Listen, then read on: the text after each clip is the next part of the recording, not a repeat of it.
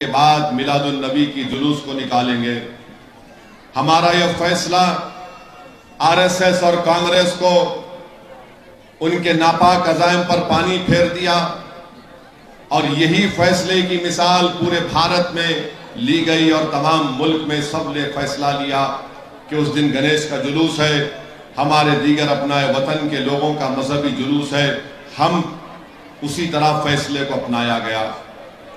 मेरे अजीज दोस्तों, मेरी इज्जतदार माँ और बहनों, मजलिस ये फैसला ली और मजलिस 9 साल में मजलिस इत्तेहादुल मुस्लिमीन की नुमाइंदगी पर असेंबली में मजलिस के 7 रुकन असेंबली है। मजलिस ने जिन लोगों ने मजलिस के हक में वोट दिया उनके लिए मजलिस ने क्या किया? मजलिस इत्तेहादुल मुस्लिमीन ने 9.5 साल में मुस्लिम अक़लियत के लिए, मैं आपको बता रहा हूं कि हमारे जो बच्चे पढ़ते हैं पोस्ट मैट्रिक स्कॉलरशिप के लिए मजलिस ने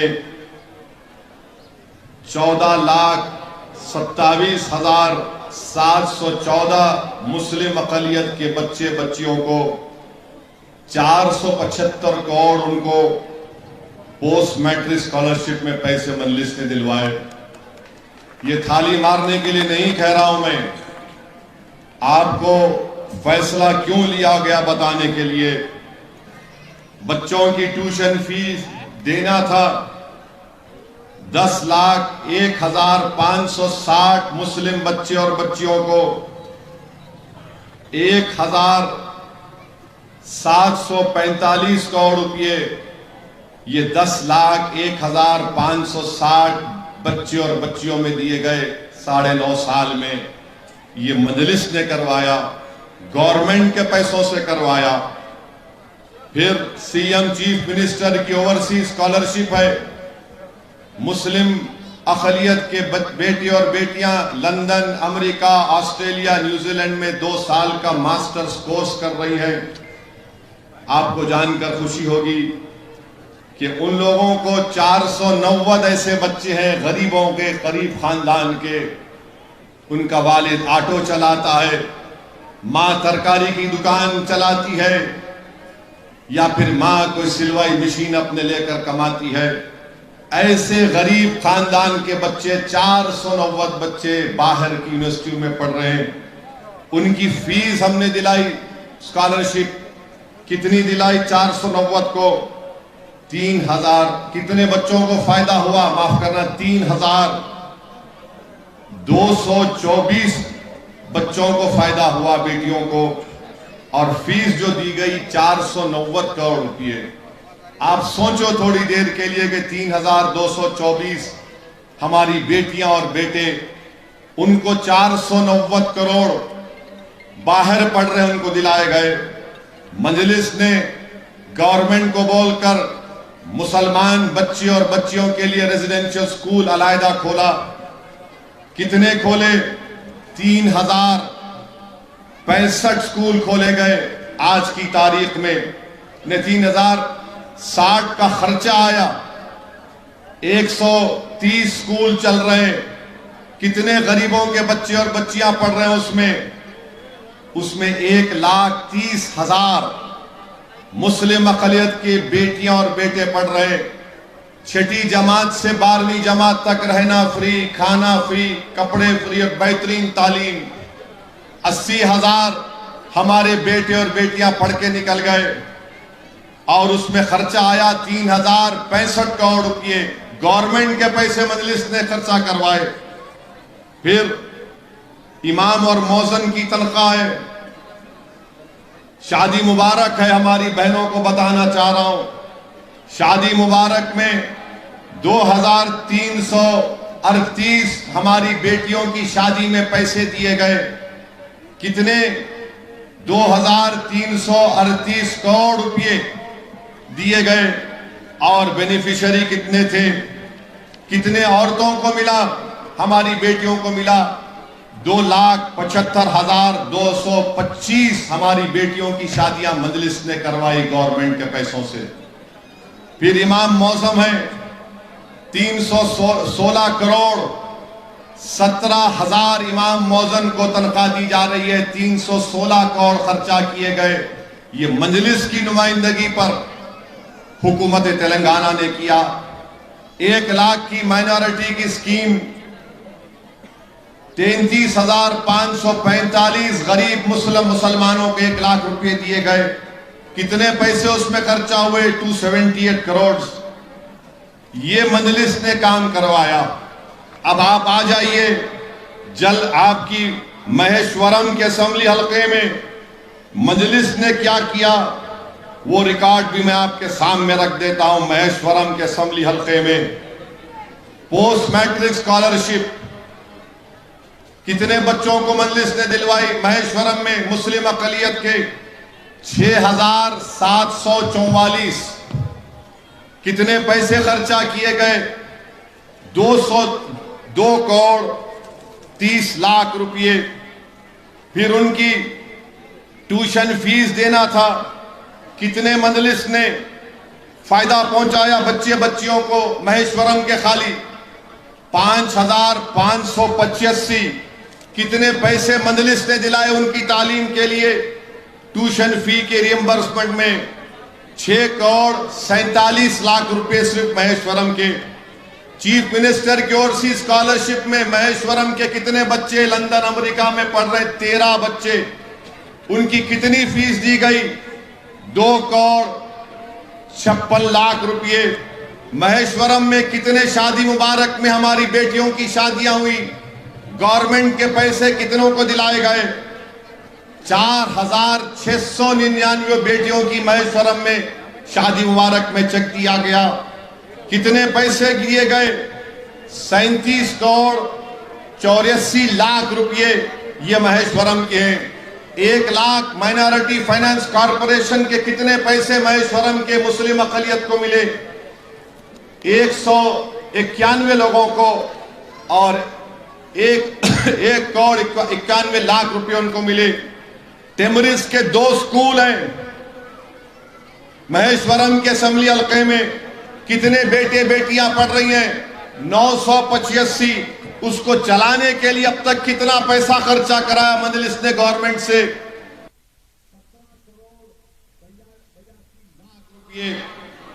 इमाम मौजन कितने महेश्वरम में मस्जिदों को जो माहाना तनख्वाह मिल रही है? 211 है। हर महीना उनको 10,55,000 रुपये उनके अकाउंट में जाते। 9.5 साल में कितने पैसे मिले उन 211 इमाम मौजन को? 6 करोड़ 30 लाख रुपये। आसरा पेंशन है मेरी माँ और बहनों। महेश्वरम असेंबली कॉन्स्टिट्यूंसी में 4,352 लोगों, मुस्लिम अकलियत के लोगों को आसरा पेंशन मिल रहा है। कितना खर्चा हुआ? 62 करोड़ रुपये 9.5 साल में। माहाना 52 लाख रुपये उनके अकाउंट में जा रहे हैं। अगर आप ये पूरा मिला लेंगे महेश्वरम असेंबली कॉन्स्टिट्यूंसी में तो 22,780 लोगों को फायदा हुआ है। 22,780 लोगों को इन स्कीमों में महेश्वरम के फायदा हुआ है। कितना पैसा खर्चा किया गया इन स्कीमों पर? खाली महेश्वरम में मजलिस की नुमाइंदगी पर 162 करोड़ 20 लाख रुपए। 162 करोड़ रुपए पूरे स्कीमों में खर्चा किए गए। ये मजलिस ने करवाया महेश्वरम में। अब आप आ जाइए हमारे जलपल्ली के अराकीन बल्दिया, इन्होंने 16 करोड़ की लागत से ड्रेनेज पाइपलाइन सीमेंट रोड बनवाए। LRS ग्रांट में CC रोड 4 करोड़ की लागत से बनवाए। TUFIDC grant drainage pipeline CC road 9 crore से बनवाए। TSIC ग्रांट BT रोड पहाड़ी शरीफ जलपल्ली में 3 crore 10 lakh. HMDA grant phase 1, 2 और 3 में CC रोड 50 करोड़ पर इस्तेमाल किए गए। SDF ग्रांट फेज 1 फेज 2 आप मिला लेंगे 19 करोड़, माने जुमला 100 करोड़ 90 लाख रुपए के, जिसमें 140 सीमेंट रोड है। ड्रेनेज का पाइपलाइन का वर्क है। वाटर वर्क्स के 62 करोड़ रुपए। SNDP का नाला मैं मंजूर करवाया जो पेद्दा चेरू कुमारा कुंटा से जा रहा है 3 करोड़ 25 लाख के काम जेर दौरान है। मेरी इज्जतदार माँ और बहनों, ये मजलिस ने काम करवाया है। जलपल्ली की महेश्वरम की असेंबली कॉन्स्टिट्यूंसी और जलपल्ली म्युनिसिपैलिटी में करवाया है। अब आपको जो मैं बात बताना चाह रहा हूं, हम महेश्वरम असेंबली कॉन्स्टिट्यूंसी में यकीनन यहां से भी मुझे लोग बोले कि साहब हम इतना काम करवाए, हमारा यहां पर बल्दिया कराकीने बल्दिया है, जलपल्ली की म्युनिसिपैलिटी में मजलिस का कब्जा है, क्यों नहीं आप मजलिस का कैंडिडेट यहां पर खड़ा कर दें। मैं एक ही बात उनको तमाम को कहा कि यहां पर मैं आरएसएस को मजबूत होने नहीं दे सकता, मैं यहां पर फसाद होने नहीं दूंगा, मैं यहां पर फिरका परस्ती को उभरने नहीं दूंगा। और मजलिस ने यह फैसला लिया कि हम कैंडिडेट नहीं खड़ा करेंगे महेश्वरम में। हम कैंडिडेट जहां पर 110 असेंबली कॉन्स्टिट्यूंसीज में कैंडिडेट नहीं खड़ा किए, हम आपसे अपील कर रहे हैं कि तेलंगाना के अच्छे मुस्तकबिल के लिए, तेलंगाना को मजबूत बनाने के लिए, तेलंगाना में आरएसएस को कमजोर करने के लिए, तेलंगाना में मोदी, योगी, अमित शाह को रोकने के लिए, तेलंगाना में वो कांग्रेस पार्टी का सदर जिसको मैंने एक नाम दिया है, उसका नाम है आरएसएस अन्ना, उसको रोकने के लिए मेरी आप तमाम से गुजारिश है कि 30 नवंबर के दिन आप महेश्वरम में और जहां से मजलिस के उम्मीदवार नहीं है, मेरी मां और बहनों, मामू का साथ दो। आप लोग मामू का साथ दीजिए। आप तमाम से मेरी अपील है कि आप मामू का साथ दीजिए। समझ गए ना आप या नहीं समझे? मेरी मां और बहनों, आप समझ गए? मामू मामू समझ गए ना? मामू समझ गए ना? हाँ, मामू का। औरतें जल्दी समझे, आप ना नहीं समझ रहे, वहां से बता रहे।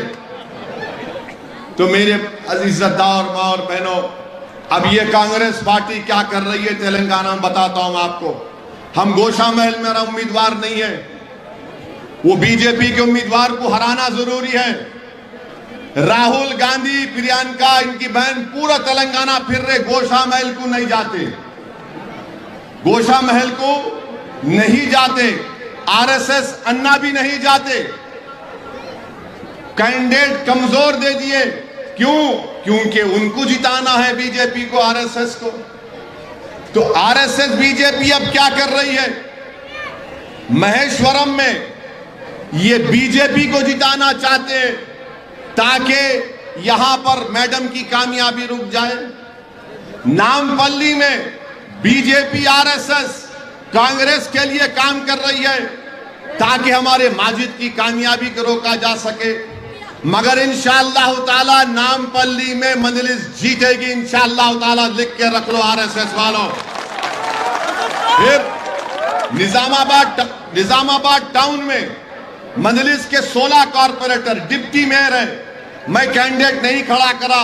आप बैठ जाओ भाई, एक बैठ जाओ। कैंडिडेट नहीं खड़ा किया। वहां पर कामारेड्डी से कांग्रेस ने अपने मुस्लिम कायद को ले जाकर निजामाबाद खड़ा कर दिए। वहां पे कांग्रेस क्या चाह रही है कि निजामाबाद टाउन से बीजेपी जीत जाए। निर्मल में कांग्रेस बीजेपी की मदद कर रही है ताकि निर्मल में बीजेपी जीत जाए। मधोल में कांग्रेस बीजेपी कांग्रेस की मदद कर रही है ताकि वहां पर बीजेपी जीत जाए। करीमनगर टाउन में कांग्रेस बीजेपी की मदद कर रही है ताकि वो बंडी जीत जाए। ये कांग्रेस और बीजेपी, ये राम और श्याम की जोड़ी बन चुकी है तेलंगाना में। इसीलिए मेरी आपसे अपील है कि एक एक वोट को जाय होने मत दो खुदा के लिए। हम 9.5 साल से शहर को बचा के रखे, हम कोई गड़बड़ होने नहीं दिए। यकीनन महेश्वरम में और काम होना बाकी है। जब बारिश आती, पानी की निकासी का काम करना है। मगर मेरे अजीज दोस्तों और बुजुर्गों, काम हो जाएगा, मगर एक बार जहर भर जाएगा माहौल में तो जहर को नहीं निकाल सकते। नाले बनाकर पानी निकाल सकते, रोड बनाकर रास्ता साफ कर सकते, मगर एक बार दिलों में जहर पैदा हो जाएगा, नफरत का जहर, तो फिर उसको सालों लग जाएंगे निकालने के लिए। और ये कांग्रेस पार्टी बड़ी बड़ी बुलंदबांग दावे करती है। अकबरुद्दीन अवैसी ने पार्लियामेंट में, असेंबली में खड़े होकर बोला कि बाबा शरफुद्दीन साहब रहमतुल्लाह अलैह की दरगाह के पास जो हाउसिंग बोर्ड की जमीन है, वहां पर महेश्वरम के नौजवान बेटे और बेटियों के लिए, उनकी तरक्की के लिए एक आईटी टावर बनाया जाए। चीफ मिनिस्टर से मंजूरी दिलवाई कि वहां पर आईटी टावर आएगा, तो नरेंद्र मोदी महेश्वरम को आए और मित्रों बोल रहे ये कौन सी बात कर रहे हैं, ये अंबेडकर के संविधान में कहा है कि आईटी में भी आप एक समुदाय की बात कर रहे हैं। फिर कांग्रेस का जो डिप्टी चीफ मिनिस्टर है कर्नाटका का, डीके शिव कुमार, वो ये मजाक उड़ा रहे हैं आईटी पार्क में मुसलमान, ये कैसे होगा? मेरे भाई, अगर आप भारत का आईन पढ़ेंगे, right to equality, right to equality क्या है बताओ? सबको बराबरी का सलूक मिलना चाहिए। क्या राइट टू डेवलपमेंट संविधान में नहीं लिखा गया कि सबको बराबरी का मौका मिलना चाहिए? फिर आपको आर्टिकल 30 में क्या लिखा गया? माइनॉरिटीज का राइट। और ये आईटी टावर आएगा तो क्या खाली मुसलमान बैठेंगे? नहीं, जितने मुस्लिम काबिल बच्चे हैं, स्टार्टअप हैं, एंटरप्रेन्योर है, उनको मौका मिलेगा उसमें। याद रखो, आज तुम होटल खोल रहे हो, मंदी की होटलें खोल रहे हो, छोटी छोटी दुकानें खोल रहे हो, अपने दिल पर हाथ रखकर बोलो, क्या तुम अपनी औलाद को नहीं चाहोगे कि जब आईटी टावर आएगा वहां पर मेरा बेटा और बेटी बैठ कर एक कंपनी को कायम करें? क्यों नहीं होगा? हम ख्वाब देखते हैं कि हमारे बेटे बेटियां भी उस ऊंची ऊंची बिल्डिंगों में बैठकर काम करें। उनके पास क्या काबिलियत नहीं है काबिलियत। उनके पास क्या दिमाग नहीं है हमारे बेटे बेटे के पास दिमाग, मगर उनको मौका नहीं मिलता, बैंक से लोन नहीं मिलता, डिस्क्रिमिनेशन किया जाता है। और मजलिस ने जब यह लिया तो कांग्रेस के deputy chief minister DK Shivakumar मजाक उड़ा रहे हैं। अरे डीके शिव कुमार, अगर तुम ये कह रहे हो कि मजहब के नाम पर नहीं होता नौजवानों को, तो कास्ट सेंसस तुम क्यों मुतालबा कर रहे हो बताओ? तुम क्या नहीं जानते TSIIDC की पॉलिसी है कि 12% plot schedule caste schedule tribe को मिलना चाहिए। सुधीर कमेटी ने यही बात लिखी, मजलिस वही काम करा रही है तो इनको तकलीफ हो रही है। अरे क्यों तुम नफरत करते हो हमारी तरक्की से? बताओ कांग्रेस, बीजेपी, मोदी। अगर आईटी टावर आए, मैं नहीं रहूंगा, हम नहीं रहेंगे, हमारे बेटे बेटियां उसमें कंपनियां चलाएंगी। ख्वाब देखो नौजवानों, मेरी बेटियों, ख्वाब देखो, तुम बुलंदियों पर पहुंचना, तुम ताकतवर बनना, इतने ताकतवर बनना कि ना सिर्फ तुम्हारे घर से गुर्बत का खात्मा हो, बल्कि तुम दूसरों को अपनी कंपनी में नौकरी देना। आज हम नौकरी की तलाश में, कल ये जाएंगे तो कल वो खुद नौकरी देंगे। ये मजलिस चाहती है। ये बीजेपी नरेंद्र मोदी को और डीके शिव कुमार को पसंद नहीं आता। मेरे अजीज दोस्तों और बुजुर्गों, इस बात को आपको समझना है। क्या आप आईटी टावर चाहते नहीं चाहते? महेश्वरम में बताओ मेरे को, आप कितने लोग चाहते? हाथ उठाओ, पूरे हाथ उठाओ, पूरे हाथ उठाओ। तो क्या आप कांग्रेस को वोट देंगे जो मुखालिफत कर रही है? क्या आप मोदी की बात को सच मानते हैं? हम तरक्की देखना चाहते हैं। आज मंडी की होटल है, अरे बारकस के पास शहर खत्म हो जाता था, अब पूरा शहर आ रहा है गप-गप खाने के लिए आ रहा है। मगर जब आईटी टावर देखेगा तो बोलेगा मंदी खा के बास आईटी टावर में कंपनी में जाना है। ये ख्वाब है मेरा, पूरा होगा इंशाअल्लाह। मूसाराम बाग में, मलकपेट में 1100 करोड़ का आईटी टावर का फाउंडेशन स्टोन डाल चुकी है मजलिस। 2 साल में इंशाअल्लाह वो काम मुकम्मल होगा मेरे भाई। चार मीनार बनाने वाले, ताजमहल बनाने वाले, किले गोलकुंडा बनाने वाले क्या आईटी टावर नहीं बना सकते? बोलो, क्या आईटी टावर नहीं बना सकते? अरे वो तो बादशाहों ने बनाया अपनी अना के लिए, ये तो गरीबों के लिए मंजिल बनाना चाहती है ताकि सुबह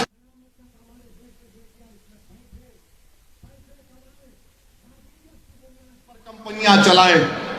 कब तक दुबई इधर जाएंगे? ये काम हो सकता है मेरे अजीज दोस्तों, मेरी इज्जतदार मां और बहनों, मेरी आका और आपसे अपील है, राहुल गांधी जो है आजकल ज्यादा हमसे मोहब्बत करना शुरू कर दिए। उन्होंने ये बोल रहे कि मोदी के 2 यार, एक ओवैसी और केसीआर। अरे राहुल, हाँ मखा हमारे पीछे पड़ा तू, हम लोग छिछोरे लोग हैं, नाम रखने में जितने हम लोग मारे कोई भी नहीं है। अब हम जवाब दे दिए, राहुल के 2 प्यार, राहुल के 2 प्यार, एक इटली और दूसरा मोदी के साथ हार। ये इनके 2 चीजें हैं। राहुल जी, आप गलत तरफ रुख कर रहे हैं। आपकी उम्र 50 साल के ऊपर हो चुकी है, आप अकेले हैं, और अकेला जब आदमी होता है 50 साल की उम्र में, उसको समझ में नहीं आता, दीवारें काटने को आती है। तो राहुल जी, यार को तलाश कर लो। अगर कोई मुश्किलात है, अगर कोई मुश्किलात है तो हैदराबाद में खिलवत में हकीम साहब का पता भी दे सकता हूं। है तो नहीं मालूम मेरे को, नहीं, उनका फैसला, हम क्या बोल सकते हैं। यू आर 50 साल क्रॉस कर लिए ना, 50 साल क्रॉस कर लिए। अब आप बोलेंगे अब आप बोलेंगे खामखा हमला कर रहे, मैं नहीं करा, उन्होंने छेड़खानी करे, हम नहीं जा रहे थे उनकी तरफ, देख रहे भी नहीं थे। हमारे को छेड़े तो हम किसी माइका लाल को नहीं छोड़ते, याद रखो। अगर मोदी आएंगे, राहुल आएंगे, कोई भी आएगा, योगी आएंगे, मेरे घर पे आके दस्तक दिए तो फिर दस्तक का जवाब धमाके से होगा। कर्जा बाकी रखने वालों का नाम मजलिस इत्तेहादुल मुस्लिमीन नहीं है। हमारे को पीछे पड़ गए, हम वो कर देंगे, ये कर देंगे। अच्छा, और एक कांग्रेस वाले बोल रहे हम ये गारंटी, वो गारंटी, ये गारंटी। कहां की गारंटी है रे? मामू भी बोल रहे, राहुल भी बोल रहे, मोदी भी बोल रहे। मोदी बोल रहे 500 की सब्सिडी गैस के सिलेंडर पर, राहुल बोल रहे 500, मामू बोल रहे 400। खाजा का लंगर है, लूट के लेके जाओ। क्या है बाकी भी, क्या है बाकी, ले जाओ। मेरे भाई अकबरुद्दीन ओवैसी एक अच्छी बात बोले थे असेंबली में, तकरीर में अकबर ने कहा था कि राहुल मोदी की तरह 2 फेंकने वाले थे, तो दोनों खड़े हुए थे। लतीफा है, दिल पे न खोलो राहुल, पहले तुम अकेले हो 50 साल की उम्र में, और उन्होंने भी बेचारे अकेले हैं। तो दोनों बैठ के बात कर रहे थे, तो उस इत्ते में हमारे मोदी जी बोले मेरे पास इतनी जमीन है, मैं निकल गया, उसका नाम मोदी था, ये नहीं, घोड़े पे मैं निकल गया, सुबह से लेके रात तक अगर मैं घोड़े पे चला गया और उसमें खाली जमीन पर बीज फेंकता गया, शाम हो गई, दूसरे दिन सुबह वापस आया, तक मेरी जमीन पे फसल खड़ी भी है। अब वो दूसरा राहुल, उन्हें बोला हाँ ज्यादा ही हो गया है, तो सुबह में निकले, शाम तक पहुंचे, वापस आए तो फसल खड़ी हो गई। तो राहुल बोले मेरे पास ऐसा बंबू है, ऐसा बंबू है कि दिल्ली में मेरे घर से इंडिया गेट पे तारा है, मैं बंबू से उसको तारे को मैं घर पे ला लेता हूं। फिर उसके बाद से अगर तुर्कमान गेट के ने तारा है तो उसको खींच के मेरे घर पे ला लेता हूं। तो तीसरा एक खड़ा हुआ था, उन्हें दोनों की फेकम फाक को सुन के बोला, अरे ये तो सही है, ये तो बोलो ये बंबू कहां रखते? उन्हें बोला इनके मोदी के बाप की जमीन में रखता हूं। आप बताओ ये क्या है? ये क्या है? आप हमारे आईटी टावर की मुखालिफत कांग्रेस कर रही है, ये कर देंगे, वो कर देंगे, जो होना कर देंगे। मेरे भाई, सबसे बड़ी गारंटी अगर कोई चीज है ना, वो ईमान की गारंटी है। जो ईमानदार होता वो पूरा कर सकता है। आपकी सबसे बड़ी गारंटी आपका इत्तेहाद है, आपकी ताकत है। इसीलिए मेरी आपसे अपील है कि आप, अरे भाई जरा बैठ, इन बंबू ले खड़े हो। इसीलिए मेरी आपसे अपील है कि आप 30 नवंबर के दिन अपना एक एक वोट का सही इस्तेमाल करिए, वोट को जाय होने मत दीजिए। महेश्वरम में कांग्रेस बीजेपी के लिए काम कर रही है, मेरी बात का नोट कर लीजिए। नामपल्ली में बीजेपी कांग्रेस के लिए काम कर रही है। निजामाबाद में कांग्रेस बीजेपी को कामयाब करने का काम कर रही है। निर्मल में कांग्रेस बीजेपी को जिताने का काम कर रही है।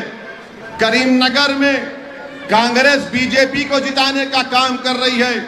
गोशा महल में कांग्रेस बीजेपी को जिताने का काम कर रही है। और हैदराबाद में बीजेपी का सदर ये बोलता है कि हम अगर ये मौका मिल जाएगा तो पुराने शहर में बुलडोजर लगा देंगे। किशन रेड्डी गारू, हम लोग जो है ना ऐसा थालियां मारने वाले नहीं है। बुलडोजर लेके आएंगे तो क्या हमारी माँ और बहनों ने हमको यही सिखाया था कि जो तुमको बर्बाद करने आ रहा तुम उसके सामने फूल बहा के झुक जाना नहीं होगा। कानून के दायरे में रहकर बात करो। और खबरदार किशन रेड्डी, तुमने कहा हैदराबाद का नाम बदल देंगे। किशन रेड्डी बोल रहे कि कौन है हैदर? ये हैदर कौन है? किशन रेड्डी, ये हैदर फातेह खाब खैबर है। ये हैदर वो है जिसने अपने हाथों से खैबर के किले के दरवाजे को उठाकर फेंक दिया।